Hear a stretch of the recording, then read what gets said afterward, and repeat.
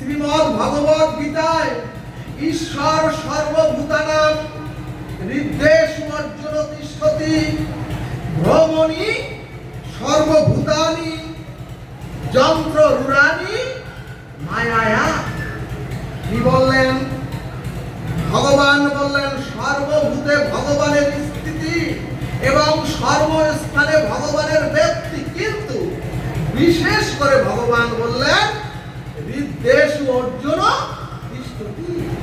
ভগবান বললেন আমি প্রত্যেক জীবের হৃদয়ে আমি অবস্থান করি।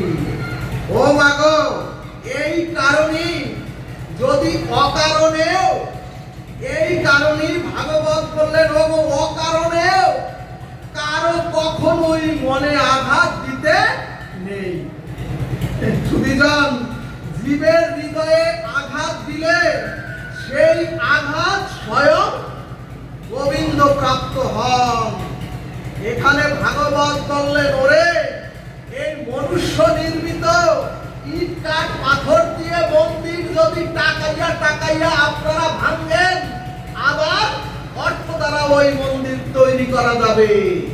কিন্তু সুধীজন, যদি একবার কারো হৃদয় মন ভেঙে দেন, ওই মন আর সহজে গড়া যায় না। সুধীজন, এরপরে গীতা শাস্ত্র বললেন যন্ত্র রূঢ়ানি মায়ায়া। সুধীজন, গীতা শাস্ত্র বললেন সমস্ত প্রাণীর দেহে অবস্থিত থেকে ভগবান বলছেন আমি নিজ মায়া দ্বারা শরীর রূপ যন্ত্রে আরূঢ় হয়ে সমস্ত জীবকে তাদের স্বভাব অনুসারে আমি ভগবান সকল জীবকে পরিভ্রমণ করাই। জয় নিতাই গৌর হরিবল। এখানে ভাগবত বললেন মাগো, কুহক অর্থাৎ একটি পুতলকে যেভাবে কুহক অলক্ষে তিনটি সুতোর দ্বারা যেভাবে খুশি সেভাবে নাচায়, ভগবান বললেন ঠিক তেমনি আমি মায়া রূপ যন্ত্রে প্রতিটি জীবকে চরাচরে পরিভ্রমণ করাই। অর্থাৎ সুধীজন, সমস্ত জীব যা করছে তার পিছনে ভগবান যন্ত্র রূপে সমস্ত জীবকে পরিভ্রমণ করাচ্ছেন। রাধে রাধে ভক্তগণ, প্রায় প্রতিটি মানুষ একটি প্রচলিত কথা আমরা বলি, ঈশ্বরের ইচ্ছা ব্যতীত কোনো কিছু সংগঠিত হয় না। আবার বলতে বলতে আমরা এও বলি ঈশ্বরের গুরুদেবের ইচ্ছা ছাড়া একটি পাতাও পড়ে না। কিন্তু সুধীজন, বাবা কথা বলো না, হেলো না। সুধীজন, এই কথার অর্থ হলো যদি আমি বলি একটি পাতাও ঈশ্বরের ইচ্ছা ছাড়া পড়ে না, আর ঈশ্বরের কথা ছাড়া বা ঈশ্বরের ইচ্ছা ছাড়া কোনো কিছু হয় না, সুধীজন, এই কথার অর্থ হলো যন্ত্রের মতো ঈশ্বর মায়ার দ্বারা আমাদের যেমন নাচাচ্ছেন আমরা সেভাবেই নাচছি। অর্থাৎ যা কিছু হচ্ছে সবই ঈশ্বর করাচ্ছেন। কিন্তু সুধীজন, বেদাদি শাস্ত্র স্পষ্ট অক্ষরে বললেন এই যে কথাটি আমরা ভাবছি, আমরা যে কথাটি বলছি, এই কথাটি আদৌ সঠিক নয়। অর্থাৎ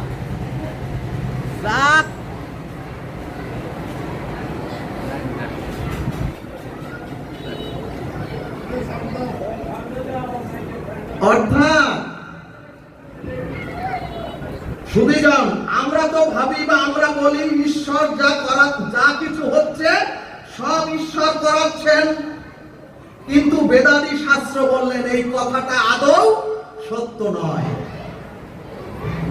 জগতে কেন আসতে হয় মাগো?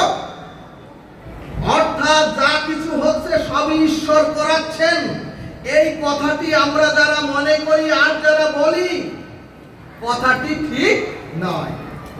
ভাগবত সিদ্ধান্তে দিলেন ঈশ্বর যা করান তাই যদি আমরা করি, গোবিন্দ যা করান তাই যদি আমরা করি, তাহলে শাস্ত্রে শুধু লেখা থাকতো, বেদাদি শাস্ত্রে লেখা থাকতো ঈশ্বর যা করান তাই হয় এবং তোমরা তাই মেনে নাও।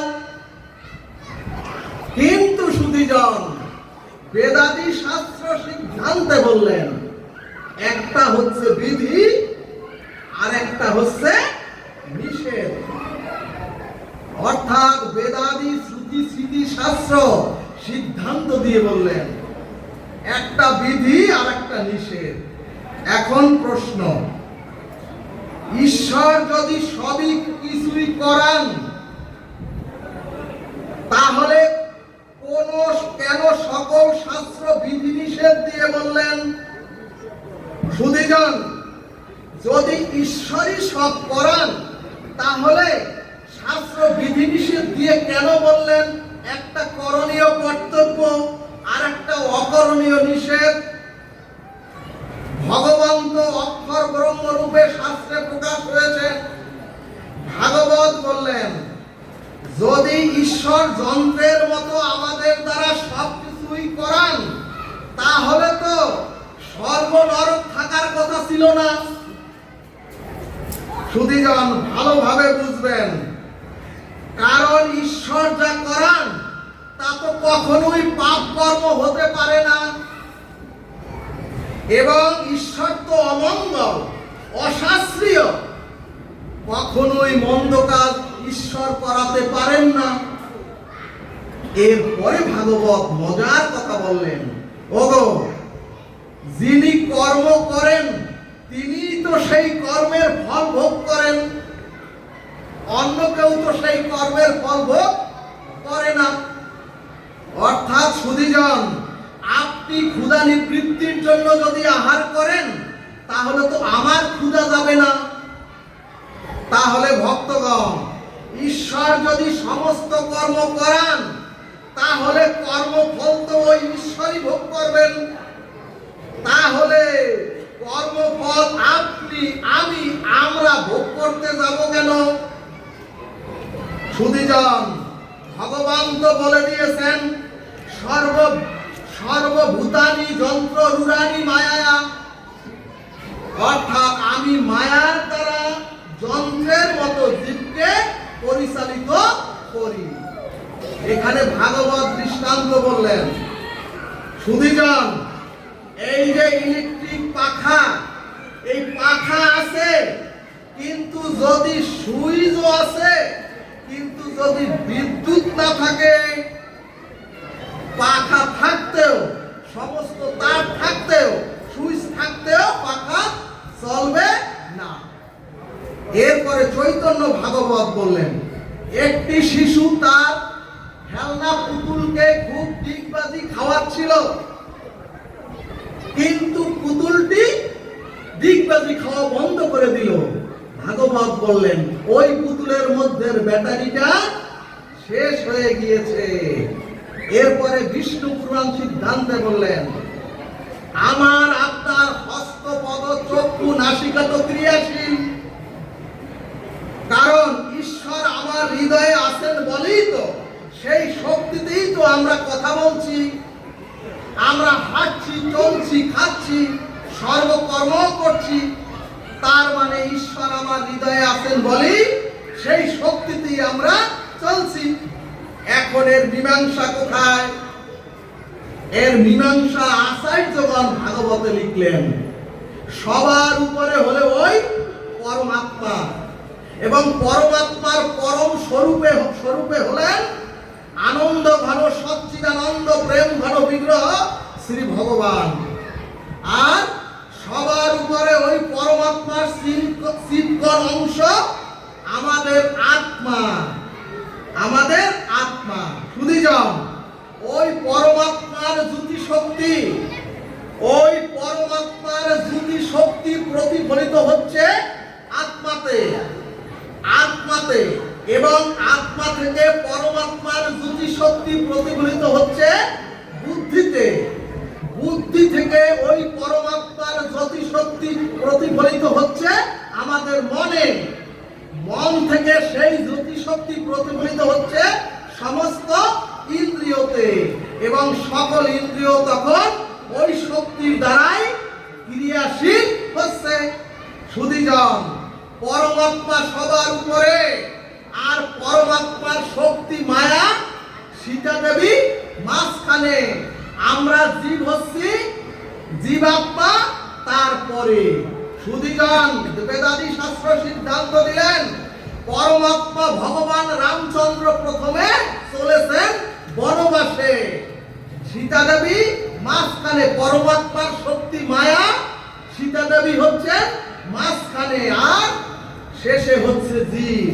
সুধীজন, সর্ববেদান্ত সার বললেন যখন সদ্গুরুর চরণাশ্রয় করে জীব যখন ভগবত সাধন ভজন করেন, আর যখন শুদ্ধ সাধন ভজন করিতে করিতে জীবের মধ্যে ওই মায়া সরে দাঁড়ায়, তখন পরমাত্মার সাক্ষাৎ শক্তিটা জ্যোতিটা আমাদের এই পরমাত্মার মাঝখানে যে আমাদের হৃদয়ে যখন পড়ে, তখন আমাদের মধ্যে মায়াটা সরে দাঁড়ায়। আর যখনই মায়া মুক্ত হয় জীব, তখনই সেই জীবাত্মাই হয় এক একজন মহাত্মা। সেই মহাত্মার প্রতিটি কাজ হয় তখন ভগবানের কাজে রূপ নেয়। ভাগবত বললেন একজন মহাত্মাই বলতে পারেন যা কিছু করাচ্ছেন সবই ঈশ্বর করাচ্ছেন, আমি আপনি বলতে পারবো না।